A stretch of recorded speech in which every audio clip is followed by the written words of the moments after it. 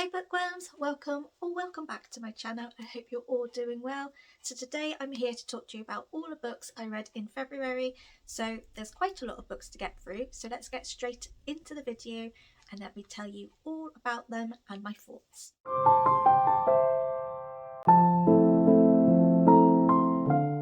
So I read 21 books in February and I'm on Storygraph now, so it's done all my stats and everything, and I've done 8,614 pages. Like, when you look at the stats and everything like that, honestly, I'm like, how did I even do that? But I read 21 books. I read every single day, and a lot of the books I've read have been 5 stars. I've read some outstanding books that are definitely the top books of 2022 for me so far. I've read some that have been mediocre, and I've read some that I'm like, no, not for me. But before I get into what I read, I just want to quickly run by the 2 readathons that I was participating in for February. So the first was Winter Olympics-a-thon, which was from the 2nd to the 20th of February, and that was from Charlotte over at Clumsy Charlotte on BookTube. And then I also participated in the Royal Readathon, which was the Animal Edition, which was for the whole month, and that was sort of mainly on Twitter, then on BookTube. I managed to complete one readathon, and one of those readathons I completely changed the TBR around anyway. So I didn't complete Winter Olympics-a-thon, and that was the readathon I thought I would. The reason behind it is I kept changing my book choices around. So originally I had a set TBR. So for example, I had for disability, the disability prompt, like the Paralympics prompt, it was it was the Heart Principle. I started reading that. I could not stand it. I could not stand the characters, and I was like, no, I'm not loving this. So I swapped that. The same for the read the book that you're representing. So I was representing Great Britain, so basically had to read a book that was set in the UK somewhere.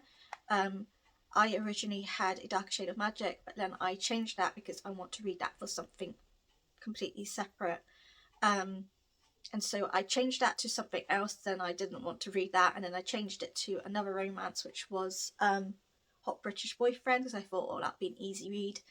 And then for like the winter prompt, I had Beartown. Now, I did actually read quite a bit of Beartown. I was coming up to the bit where the assault was happening, but I was reading it probably at the wrong time. I was really I was exhausted. I was struggling with my anger, just because a lot was going on at home, and it was just, I was getting quite angry. I was quite hormonal, and I don't think it was the right book for me at that particular moment mentally, just because I was getting so infuriated with the book already, and I was sort of like, I do not want to read it if it comes to the point that there's no justice, if in that sense. And I'm not sure whether that book is that or not. Like, I kind of know bits about the book, but not fully like stuff that's spoilery, but I was just like, I don't know how I'd cope if it did go that way, if it went in a way where it wasn't any justice sort of thing. And I just thought, no, I'm not in a mental state for that. So I ended up not finishing that. I was going to change that prompt to a different book, but I couldn't pick because I had quite a few, but they were all like over 400 pages, and by this point I only had like about a week left of the readathon. I didn't read the host prompt, which was Poppy War. I actually didn't read Poppy War at all. I started reading it, and again, wrong time, because I was really exhausted. I was also really angry at things, and this book was infuriating me just by the treatment that Rin was getting, and I was just like, I can't deal with this. So I didn't complete that, but I did complete the Royal Readathon. However, I did change the prompts. So I had for so there was a royalty prompt, and there was a book of romance. It was King of Battle and Blood. I ended up that was a double prompt. I changed the book that had like water elements, sea elements in. I did House of Sky and Breath, and I also put that book into the prompt of the book about war, which originally was Poppy War, but I took that out. Did that, and then I also combined the prompt of familiar relationships and a book with an animal in, and I combined the 2 books for that. So I ended up, I think, reading 3 possibly 4 books, I can't remember, 3 or 4 books for combined to the prompts. I'm not sure whether you were allowed to double up the prompts, but I did anyway. So I managed to complete that, but the actual TBR for that completely changed anyway. But we did it, and March I'm doing more readathons. I'm not going to do, well, I'm definitely doing 2, possibly might do 2 more, and query on the 5th one. But yeah, so on to the books. I'm going in rating order, so I've got 2, 3, 4 and 5. There are a lot of books, like I said, there's 21 books. I have a lot of thoughts for all of these books, so this might be a lengthy video, but I'm sorry. But I read a lot of books, I have a lot of thoughts for these books, so let's get straight into it. So first up, which is the 2 stars, unpopular opinion, I know, but Once Upon a Broken Heart by Stephanie Garber. I have done a vlog of this, so I will link that in the description box so you can actually fully watch the vlog and see my thoughts, like full thoughts. But I had big expectations for this, I really did. I went into this highly thinking this is going to be 5-star and outstanding read. No, I could not stand our characters at all, and I just didn't like the fact that it was portrayed as love is the only thing that matters, you need to be with someone, you know, all of that. And I was like, well, actually no, like surely that isn't the be all and end all. Like, it's a lovely thing to have, but it's also alright for you to be on your own if you want to be. And I just didn't like how it was portrayed. I really couldn't stand Evangeline. She just got herself in constant trouble. She just, you know, she had like a gut instinct, but she never went with it. She ended up thinking, oh no, they just showed me a bit of kindness, I like them now. It was just, she was very naive. She just kept getting herself in trouble. You know, she was just stupid over love. And it was very much, you know, oh, I need to be in love with someone, I need to be married, I need a happily ever after, blah blah blah. And I was just like, no, I just didn't like it. I didn't like Jax either. The only character I actually did like was a brief character, which was Chaos, who was a vampire. I liked him. He was just blunt, to the point. He said it as it is, and I was like, I quite like him. Plot wise, I didn't like it. The only bit of book about this book I actually really liked, about Evangeline being the key to open all of these gates that are currently all locked for reasons. I wish we focused on that. If we focused on that, then I would have probably bumped this up. Like, it would have been like, you know, maybe 3-4 star, depending how it goes. Like, it would have bumped the rating up, but it wasn't. And I didn't like it. Like, I persevered with it purely because it was for a vlog, and, you know, it's a beautiful fairy loot edition, and it was a buddy read as well, and I wanted to. But I've actually cancelled my pre-order for the second book because I thought, no, I don't want to continue with it. I don't even care if the second book's better than this. I was just like, nope, I didn't vibe with it. I don't think I'm going to vibe in the second one. So that sucked because I had high expectations for this. Honestly, I wanted to love it, and I didn't. Like, I do feel possibly if I didn't do a vlog for it and I didn't do it for a buddy read, I think I would probably DNF this. Now, it is a fairy loot edition. It's an absolute gorgeous edition, so I'm not going to unhaul it. Usually I do if I hate the books and then I won't reread them and stuff like that, but I don't want to because it's gorgeous, so I am going to just have this book as a display. But yeah, I didn't like this book. I honestly feel like I've read a complete different book to everyone else because I just don't get the hype. I don't get how this is 5 stars, in my opinion. I know this is a very unpopular opinion because I think I've seen everyone love and rave about this book. It really wasn't for me.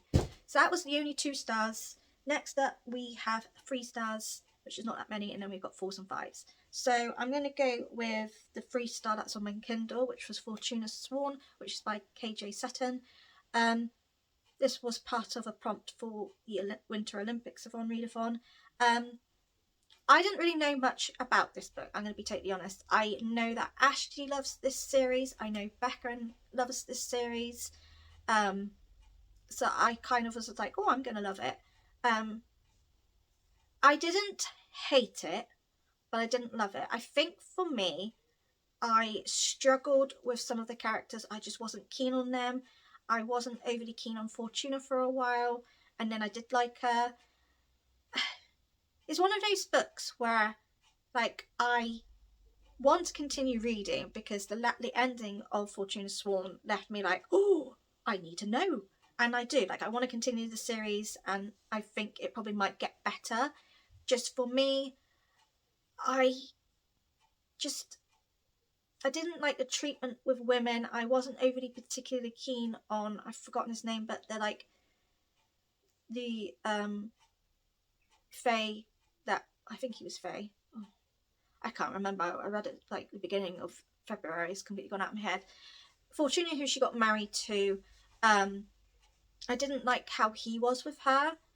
What I did like was it was very clear there was like a free triangle, like a romance triangle going on, and I kind of would love if this book went into a reverse harem and she had them all, because I would be like, yeah, like the ending of the book and sort of the trial bits of the book was really good. I must admit, I felt like this was very much like ACOTAR, very similar to ACOTAR, just darker. And for me, I was like, I would have had a bit more originality, in my opinion. I felt a lot of similar signs to ACOTAR, apart from Fortunesworn's like ability, which is her being a nightmare and feeding fear and like, you know. So there were some bits I loved, like I liked the ending and she became queen and everything. I'm very much rooting for it to be like a reverse harem, that she's with all of the men, not just, you know, one. I don't particularly like one of the men at the minute. I want to continue the series because I think as you go in, it probably get better. But I didn't fully get the hype like Ashley and Becca did. I'm hoping as I get into the books, it probably will get higher and higher. But for the first like book and first read, I was like, it was alright. It wasn't outstanding. Too many similarities in ACOTAR, and I wasn't overly keen on the characters for a while. So that is 3-star, but I think I gave it like 3.75 on Storygraph or something like that, but 3-star. And then on to the other 3 stars. So The Appeal by Janice Hallett. So this wasn't actually on my TBR. I was actually doing a buddy read with the volunteer role I'm in. So me and the person that I speak to, we decided to do a buddy read of The Appeal. Now I knew this was mixed media, but I actually thought it was a story with mixed media. It wasn't. So the fact that it was all pretty much emails and some text messages in this book kind of shocked me. I don't know how I feel about this book. If I'm going to be totally honest, I have no idea what I read. I don't know what I read. I am still very confused by this book. I finished it yesterday. I'm still very confused by this book. By a certain particular part of this book, I was just like, right, I know who's done it. And when it was revealed that I was right, I was just like, okay. It's a very complex, you need to really sit and think book, in my opinion. Like, I actually did a lot of notes on my phone while I was reading this, just to remember certain bits, remember certain characters and who like belongs to who. Like, I can understand what Janice was doing in this book. She basically made you be the 2 solicitors looking at this case and opening and, you know, putting a case up of like the actual killer, because someone was done for a particular murder, but it wasn't them, and so they reopened the case to actually fully find out and all that. So you are playing the roles of these solicitors, so you're going through all of the emails, you're like writing down your notes and stuff like that, and I understand that and I appreciate that, because I think that's the first time I've read a book that did that. But I got very bored very easily. I didn't want to pick this book a lot. The reason why I continued with this was because it was a buddy read, and I already did a buddy read with this person before, in December, and I couldn't read that book. It was just not for me. So I didn't want to turn around and say I didn't finish this book either, especially when this book was what I recommended and chose to do. So I'm glad I read it. It's a very interesting book. It's a very unique book, and I completely appreciate that. But I felt it lagged a lot. It was really slow. I feel like there was bits which really I just like ugh. And I did struggle a bit with also certain aspects of this book of what was going on. I thought, why did we have to have this? Like, why couldn't we use something else? Like, why did we have to involve certain things? Like, it was cleverly done, but it was too slow for me. I wanted more action, and when the, like, you know, we actually finally got the actual who done it, it was no surprise to me. Like, this person, the killer, was a suspect to me anyway, and as you get in the book, you could tell it definitely was them. But yeah, would I read any more of this author? Probably not. I know she's got another book out. It's not like a sequel to this, but it's to do the same two solicitors, Charlotte and Familia. But yeah, I don't think I would continue reading anything by this author, just especially if it's like through emails and that, because it just, I want more action. Like, I know this is classed as more of like a murder mystery. For me, when I read a crime thriller, I want more. I want fast pace and stuff like that. And lastly, on 3 stars, was Girl Serpent Fawn by Melissa Bashardaus, something like that. I was buddy reading this with Kaz. I went into this with low expectations just because I wasn't sure if I liked this book or not. I'm glad I went into this with low expectations because it didn't wow me. I wasn't keen on our main character, Soraya. Again, very similar to the character in Once Upon a Broken Heart. I just felt like she constantly got herself in trouble. I felt like she was very naive. I felt like it was just a proper, oh, why me, blah blah blah, that kind of stuff, and she was just very mopey and all that, and I was just like, come on. I did like the concept of, you know, our heroine sort of being a monster. Like, she is a monster. I quite like that. There were certain bits, like certain quotes on here and certain like feelings that were mentioned in this book that really did tug on the heartstrings, and I appreciated. I just felt the pacing was slow. I wasn't overly keen with our main character. I just genuinely felt like she was just extremely naive and, you know, just, yeah. And I also felt like I quite like the fact that this was a sapphic relationship in here. Like, I really appreciate that. But I did feel with that relationship that it just sort of went boom, boom, boom. Like, we didn't get any relationship building. It was just sort of one thing happened and then she was like, oh, actually I like you, and then yeah, it was just like, it was no lead up, no build up, and at the same time it sort of didn't explain. Like, I think our main character is bisexual, but we didn't have that explanation. It was all of a sudden she really liked this person, like a bloke, and then all of a sudden the reveal of who this bloke was, it was like, nope, I don't like him anymore, and then she latched onto this girl, and I was just like, I just wanted a bit more of that, I suppose. It was alright. Like, you know, there was bits of this book I did like, but it wasn't like an outstanding read. It was very mediocre, and, you know, I'm glad I read it, but it's not something I would shout out about. It's not a book I would keep either. So yeah, like, I'm glad I read it because this has been on my shelves sitting there for flipping years. So I am glad that I finally got to it, but it lacked all the things I wanted in a fantasy. So that was 3 stars, and now we're on to 4 stars. So there's only a couple of 4 stars, the rest are all 5. So first up is A Strange Hymn by Laura Falasa, I think that's how you say it, which is the Bargainers series book 2. I loved the first book, The Bargainer. Like, literally the first sentence was absolutely brilliant. I loved the book from start to finish, and I read that book within a couple of hours. This, I understand in the sense that we weren't focusing fully on like romance, because in the first book it was like, you know, sort of past and present. It was sort of flirting, it was sort of getting into that relationship. This, obviously, the relationship's there and everything. I just felt the mystery side of things and their like detective work on finding out why these women are sleeping, they're not dead but they won't wake up, and the fact that they haven't woken up even though the person who was supposedly behind it in the first book is dead. And it was just, that took a back then all of a sudden. and then it like obviously started picking up like, you know, last part of the book, but I was just like, no, like why is that lost that focus, and then all of a sudden it's gone back into focus. There was just certain bits that I felt was unnecessary.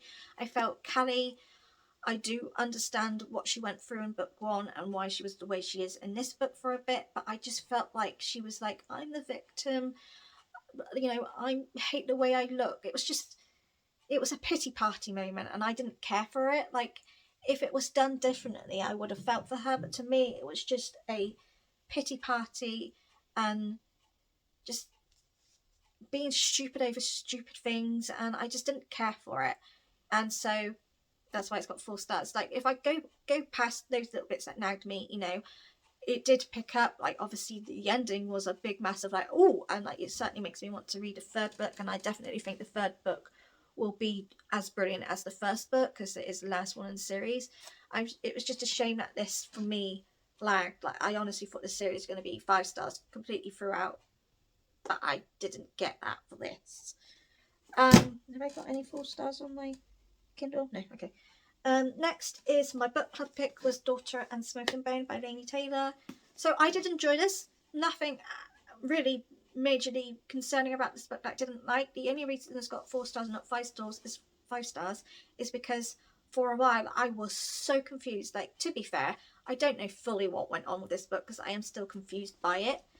There was one part where we completely went straight to the past, and I was just like, whoa, where's this character come from? What's this come from? And that just got me. I was just like, I do not know what's gone on now. But I really liked the fact that we had like a forbidden romance. It was like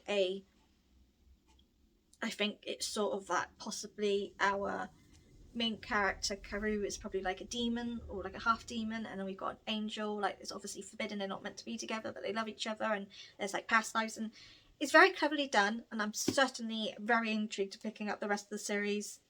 Well, I own them all, and seeing how that plays out. Definitely the end of this book is leading to like there's going to be a big massive war. It was just, for a lot of this book I was really confused, and I was like, I don't fully know what's happening. Especially it was sort of, I don't know what's happening. Like, I think I've done a blog reading this, so I'll link that down as well, but like throughout that video trying to explain what was going on, I was like, I don't know what's going on. I'm a bit confused, but that's 4 stars. But definitely very much wanting to finish off that series, because I do think as we get into the series, it will explain things more, and I think I will enjoy it more. And next and last, for 4 stars, I read Anxious People by Frederick Backman, which was for my 12 book challenge. I went into this again with low expectations. I was just like, I know this isn't going to be like a proper crime thriller or murder mystery book. It's going to be more of like a humorous literary fiction. I didn't expect this to be as but I expect this to be emotional. I was shocked at how little emotion I got until the last like 3 or 4 chapters, and then I was like, ugh. But like I said, I have done a vlog for this, so I'll link that down below as well. But the only thing I will say about this, the representation of mental health that Frederick Backman does in all of his books, like A Man Called Ove and in this as well, and I also noted the Beartown bits I read, he really does focus on mental health so well. He knows his stuff, whether he's a sufferer himself or works in that works in that sort of environment or what, I don't know, but he really does know how to talk about it. And there were so many bits about this book that really resonated with me. It felt like Frederick Backman really could see inside my soul and knew in depth of how I felt. So yeah, 4 stars, like, you know, for mainly really that, you know, I think if we didn't have those important messages, this would have been a 3 star for me, but because of that, like, I could really appreciate it. It really resonated with me. Story plot wise, you know, it wasn't utterly like fantastic in my opinion compared to some books I read, but it was funny at times. I couldn't help love all of the characters.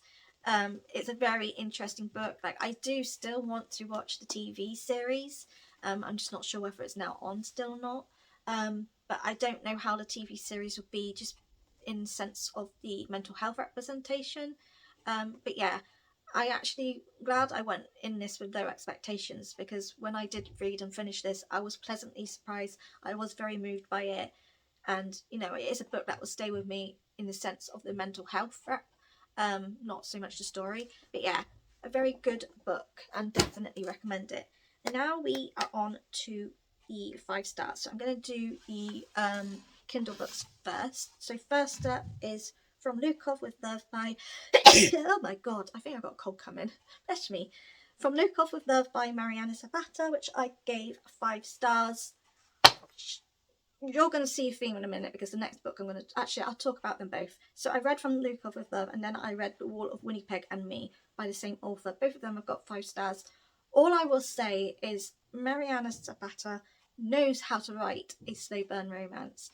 Like, I hate the books with insta-love. I very much try and stay away from them. Like, I don't mind them in certain sense. Like, I do feel with Heidi Swain books, some of them can be like sort of insta-loves, like they actually like each other straight away, but they don't show it kind of thing. It's more that way. But with Mariana Zapata, she does slow burn romance, and I love it because to me, how she writes her romance is very much what actually happens in real life. It's not like an easy fairy tale, oh, I fell in love with them and it's happily ever after. No, you've got to work for it. You have to take the good and bad, and that's what I think Mariana Zapata does. Like, she does make her romance very much real life. This actually does happen, you know, and all of that. I like, you know, I'm not a big sports reader at all. Like, I don't like reading a lot of books about sport. But From Lukov with Love, it was figure skating, and that absolutely fascinated me. For The Wall of Winnipeg and Me, that was not soccer. It would, for in UK wise, it would be rugby. So whatever it is in US wise, I can't remember what it's called now. But it's rugby to us in the UK. So whatever that sport is to you in the US, that's what I mean. I absolutely fascinated on that. I love the characters. I do. In both of those books, I absolutely love their characters. I love the character building. It is very character focused in the story. But just like From Lukov with Love, it was like sort of an enemies to lovers trope. And I absolutely just loved that. And with The Wall of Winnipeg and Me, it was grumpy sunshine trope, also arranged marriage trope. And I didn't know, firstly, that there was a grumpy sunshine trope until like probably the beginning of this year, to be honest. Like January, I think I started seeing people do like recommendations for that particular trope. And I don't think I ever read a book that had that trope until now, and it's definitely become a favourite. I just love the grumpy sunshine. Like, we had a really grumpy male, you know, and the only person who he would smile and really cared for was obviously the girl. It was just, I like, if I compare which book I love the most out of the two, I probably would be going with The Wall of Winnipeg and Me, just by how wholesome I felt, how like smiles I had. I also like, with every book I've read by Mariana Zapata, I know it's only been 2, but I've highlighted so much on my Kindle because there's so many brilliant quotes, so many brilliant representation. I felt with The Wall of Winnipeg and Me, we focused on abuse for Van's childhood, but also her best friend that ends up getting physically abused by a boyfriend. I really liked that, and I also really liked, like, she sort of had not, I wouldn't say a disability per se, but she had chronic pain. So I like that. I love her books. Like, Mariana Zapata is definitely a romance author I will happily read. I've got quite a few of her books on my Kindle because I got them on Kindle Unlimited. I'm certainly going to read them. And I'm sort of now like thinking, shall I actually buy the books? So then because I will happily probably reread them as well later down the line, and actually reread them, annotate, highlight them, and just like devour them. I think I might do that later down the line, but I'm certainly going to be reading more of her work because I love it. Like, it's just, it feels more real life. It feels more like a relationship that would happen. I just loved it. And then another 5-star, and it was on my Kindle, and it was a manga. It's I Hear The Sunspot by Yuki Firmino. So this was not on the Olympics on the TBR originally, but I changed it around because the Bride Test, sorry. It was the Bride Test. I lied. The Bride Test I couldn't stand, and Heart Principle is the next book. I got confused. Yeah, the Bride Test I didn't like, so I swapped it because I Hear The Sunspot focuses on a hearing disability. Our main character has a loss of hearing, but he's actually now starting to go deaf. It is queer representation too. Absolutely love that. I read it on my Kindle, but I certainly am going to be investing in the actual manga series because it is so wholesome. It's got such amazing representation in. I laughed, I cried, I just was moved by it. And I also love the fact that it was, I think it's black and white. It was on black and white on my Kindle. I'm not sure whether it is black and white on the actual physical copy or not. I don't know. But if it is, like, even the illustrations, like, it was just wonderful. Absolutely wonderful. It's a series that I want to physically have because I would definitely reread, like what I am with Heartstopper. I would definitely reread them. I have actually reread them. They're just really wholesome books, but very important books, and I just loved it. I absolutely loved it. Next, also that was translated from Japanese to English, and another book that was transferred from Japanese to English is Before the Coffee Gets Cold, Tales from the Cafe. So it's the second book in the Before the Coffee Gets Cold series. I have looked up and there is a third book which I think is out in October. So I'm very excited for that because I love these books.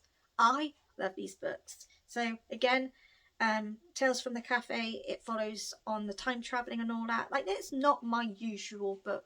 It's a literary fiction. It's to do with time travel. It's not a usual, like, it's probably definitely magical realism, but it isn't your typical book I would go for. But I love it. I love, it is in some sense quite repetitive because they are short stories within one book per se, and so you are getting the repetitiveness of the actual coffee itself being poured before they time travel. Like, I kind of feel like we know this, like, it's all in it the first book, it's in it this one, we know this, like, it's in each story and it's each repetition. But I can get past that because every person we have that's going to the past or even in the future, you know, it's just, it's so heartwarming, it's wholesome, it is upsetting. Like, I cried in the first Before the Coffee Gets Cold. I cried in the last two stories. In this one I only cried in the one, and it was the last one, and it was a complete different story. It wasn't actually the person doing the time traveling, it was the person who usually does the coffee pouring.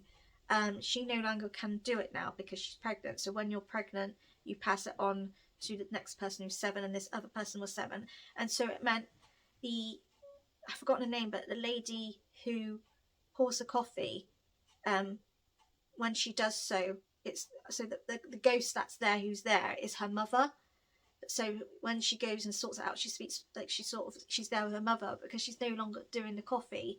She's no longer seeing her mother so much, and that's what broke me. It wasn't actually the last story itself; it was that, and I was just like, oh, but yeah, we follow on with the same characters. Obviously, we learn in the second book that a couple of these characters we saw in the first book have died, which I knew, but it was still quite upsetting to read. I just loved it. It's just such a wholesome, feel-good book. It makes you think of, if you could time travel, like, would you go back to the past to see someone who died, or would you go in the future and that side of sense? So it does make you think what you would do, and it is a really wholesome book, and I just love it, and I'm glad there's going to be a third book, and I certainly definitely will get that. Like, I actually read all of these books on from the library. Like, I did have this from the library, I have to send it back, and I probably would get the third book from the library as well, but I do think I might actually eventually buy the actual physical copies because I think I probably would be happily reread them as well, and I just think they're just books that I probably will recommend. So that was 5 stars, and that's definitely top of my best books for this month. Then we're on to the physical copies. Now I'm just going to go with my top book of all time. It's definitely the top book of 2022 so far, and it probably always will be. Illuminae by Amy Kaufman and Jay Kristoff. I know! I've given a sci-fi 5 stars, a sci-fi that it's the top book of 2022 for me. I loved this, guys. I absolutely loved this. I wish I vlogged this now. I did start reading this in a vlog, but I wanted to fully concentrate, and so I ended up not continuing reading it in the vlog. I wish I vlogged it because the the whirlwind experience I got from this would have been absolutely brilliant on camera. I love this, absolutely love this. I think it helps because it is mixed media, and I think that made it easy for me. I love our main characters, Ezra and Katie. I love them. I love the fact that they're in space. I love that it's like a big biotech government. They're the ones who are like causing out a war. I love that there was like a sort of pandemic in here, but it was focusing, like the pandemic was more looking like it was PTSD, but it wasn't. It was a very strange illness. I loved everything about this. I love the characters. I love the plot. I love everything in space. I love the AI. Like I got emotional over the AI. I was just like, I don't care whether this is an artificial intelligence. It's a computer. It's not a human. This AI sounds and feels human. Like some of like the feelings, especially it had with Katie when it helped Katie with the end, the war bit of this book, trying to defeat the Lincoln. And I love this. I absolutely adored this. Like, it did take me a while to read, not because I didn't enjoy it, just because it's a sci-fi. It's not something I'm used to, but absolutely love this book. I have since picked up the rest of the books in the series, and I will be reading them I'm making room to read them in March because I need to know what happens. I absolutely love this book. I now understand why people love this book, specifically Sid, because she told me how much she loved this. And yeah, I found a sci-fi that I absolutely love. And I actually so I've looked at, and this is classed like a space opera, and so I know not all sci-fi have the mixed media, but I do think for me, sci-fi for me, it has to be a space opera. It also has to be, there's different subplots in it there too. So like this had romance in, this had like a thriller sort of aspect in it as well. Not thriller, sorry, like a mystery sort of things. And then we've also got the space bit. So I do feel with sci-fi for me, I need to have like subplots in there, just so I've got a bit more elevation in the book for me. But love this, like top book of February, and definitely the top book for 2022. I don't think any book is going to kick this series out from being the top. Well, okay, I've got two books that are top of 2022 and they're both on par, but love this, and so glad I actually read it and persevered, and I can't wait to pick up the rest of the series because I need to know what happens. Another surprising book that I gave 5 stars and didn't think I would was Stephan and Now by Agatha Christie. So I was doing this as a read along and watch along with Tandem Collective. I think this helped because I listened to it on audio as well. I listened and read along, and I think for me that's why I enjoyed this book. And I think from going forward into reading Agatha Christie books, because I do want to after reading this, I do think I need to read the book and listen along on audiobook. I have since actually got about 3 books that's on Scribe that I downloaded, and I definitely want to get the books when I want to go and read them. I won't do it this coming month, but I think maybe April might do. I definitely want to buy the books and then I can do it. But this was fantastic. I love the murder mystery. There's a lot of characters, but that's what I like. I very much love books where we have like a character and plot driven book, and I felt this is what it did. I love this. Hercule Poirot in here, for me personally, I understood when I first read the first Poirot book in the series. I can't remember what it's called now. I just didn't like him. He was very odd, but in here I felt like I understood him, and to me he also felt a bit more human in this book. But absolutely loved it. I watched the film, to be honest, because it was a free ticket. It was free, you could watch it. If I actually chose to watch it and spend my money, no, I wouldn't. Just because the film wasn't as good as the book. The film changed the characters. The characters in here, none of them were related, but in the film they did, just to make it more sense. Also, like how all the characters were together was because these 2 main characters were like just gotten married. We also had a complete different character in the movie that wasn't in here, and I was just like, oh. So for me, book was better than the movie, but I'm glad I watched the movie because it certainly explained more about Poirot in the movie as well. 5 stars, definitely a surprising book. And I'm going to breeze through the rest of the books because we're like 40 minutes in already. King of Battle and Blood by Scarlett St. Clair. I knew I was going to love this book because I read Tempting Hades, which is A Touch of Darkness, which is a Hades Persephone retelling. I loved that. I knew it was steamy. I knew what I was going to get into. This was going to be a steamy book too. We're focusing on a vampire and like a princess, and basically to end like a year-long war, she has to marry the king, King Adrian, who is a vampire. She needs to kill him, blah blah blah. But it turns out that everything she believed in was a complete farce. It was a complete lie.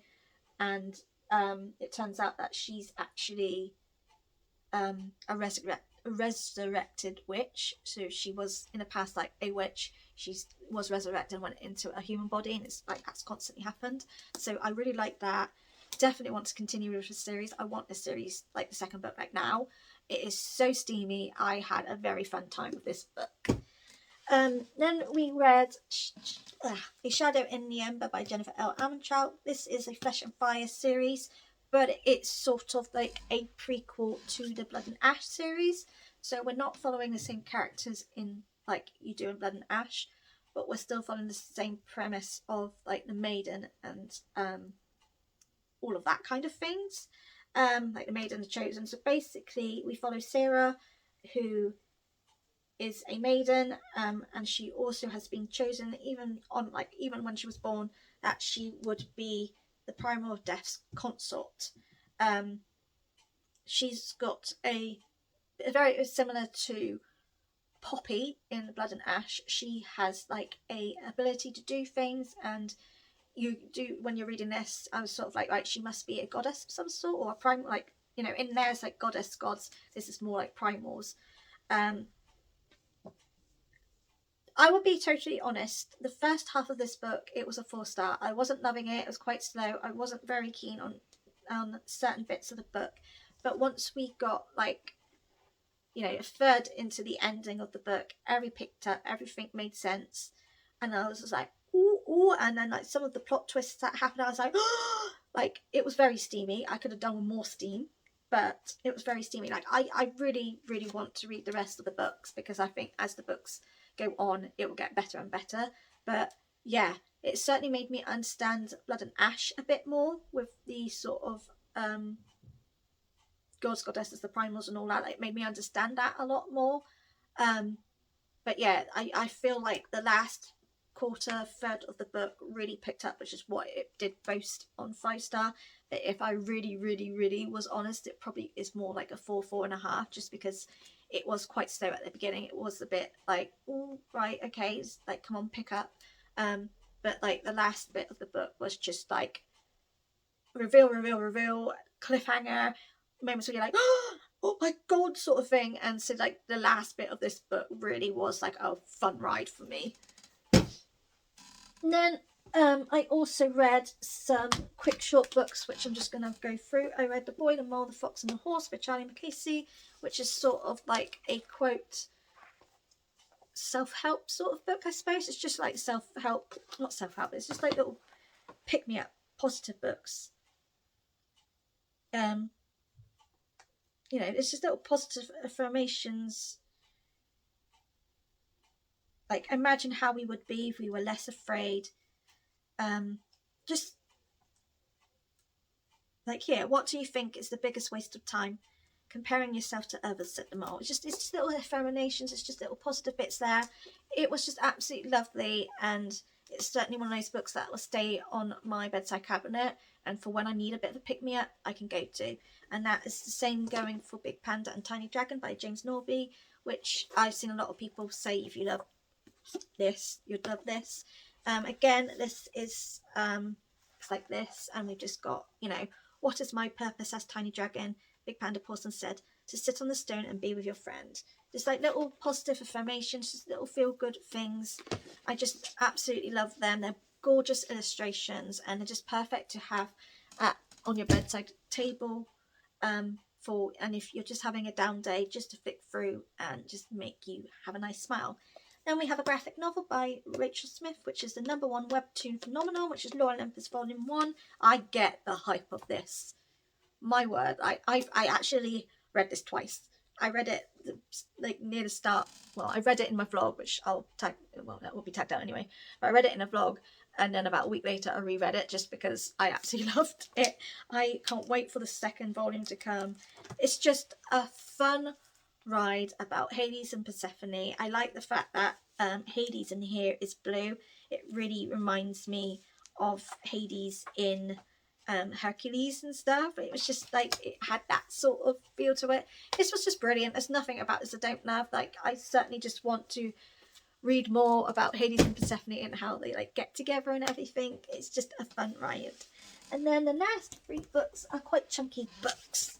So first up, these Hollow Vows by Lexi Ryan, which again I will link that vlog video of this down below. This was excellent, start to finish. I devoured it within a day. I loved it. I love the characters. Again, there's a love triangle, and I'm not gonna lie, I would love it if it was a reverse harem, because I love both the males. I cannot choose. I want both males to be with our main character, which I've forgotten the name, Bree. It was such a fun ride. It was, you know, like Seedy Courts, we got Faye. It had like a little bit of a, it was just like, it was sort of like, to me, like a con. There was a little bit of a crime going on. It was just, I loved it. I'm not going to go into it because I've done a vlog of it and I very much go into it, but from start to finish I loved it. I've pre-ordered the second book, which I've got the Fairy Loot edition. I'm not 100% sure whether I've bought both. I'm sure I bought the one that had the stenciled sprayed edges and sprayed edges, but I couldn't remember because when I looked and checked I didn't have anything to say. But I've got the one where it's just got the like this sort of block sprayed edges. So I might get one, I might end up getting 2, but we'll see. But yeah, I pre-ordered the second book. I desperately want that to come like now, because this ended in such a cliffhanger that I'm like, I want to know what happened. It's so good. Love the characters. Really want it to be a reverse harem because I love the males, and I just think, why not? But if I had to choose, it would probably be Finn more, because I don't think he's lying as much. But yeah, absolutely loved this. I then did a reread. I wanted to read House of Earth and Blood, Crescent City 1 by Sarah J Maas. I just wanted to reread this before the second book. Just because it's been a while since I read this and I just wanted to recap. And second time rereading, I think I sobbed more than I did first time round. Like, first time round I was a mess. This, I was like a mess from start to finish. I think it was just, it got to me 10 times more. But you know, everyone knows about this book. Everyone by now, you would know I love Sarah J Maas. Second time round, probably had an even better ride in this book than first time, just because I understood things more. Love it.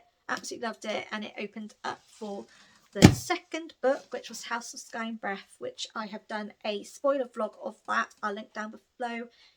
Obviously, it's alright if you read it, but if you haven't read it and you're going to, then probably don't watch that video. But 5 stars, absolutely amazing. I will agree, because I've watched some people's videos now, that this isn't as action-packed as the first book. And no, I think this is more opening up on the bigger picture of why what happened in the first book happened. It's certainly going to be opening up into the third book. I don't know how many more is there, but certainly in the third book it's definitely going to be more a massive big war. But I absolutely loved this. It was steamy. We had mates. We had Akatar involved in here. It was perfect. Absolutely perfect. I had a roller coaster ride. I was like happy. I was sad. I was just like, holy shit over it. Brilliant. I knew I was going to love this. There was no doubting about that this wasn't going to be 5 stars. It's a 5 stars. Again, this and probably Illuminae are the top books in for this particular month, but for the whole year so far. Just, if you haven't read the Crescent City franchise, please do, because it's adult fantasy. It's high, you know, it's adult urban fantasy in my opinion, you know, but it's nothing like Akatar or Throne of Glass. This is just, it's just epic. It's epic. So they are the 21 books that I read, and yeah, I have a lot of books to read in March, so look forward to a big March TBR. But yeah, absolutely had the best reading month in my opinion. Honestly don't know how I did it. What I do, I just read. That's how I do it, I just read. But yeah, I had a really good reading month, and my reading mojo's completely back. Like for a while I was just like, ooh, but no, I'm just so eager to constantly read. I'm certainly on a fantasy high at the moment, so I'm just going to continue on with that. But yeah, fantastic reads, a fantastic month. I'm very happy. And you know, 8,614 pages is just phenomenal. But yeah, thank you for watching. Take care of yourselves, and I'll see you again soon. Bye.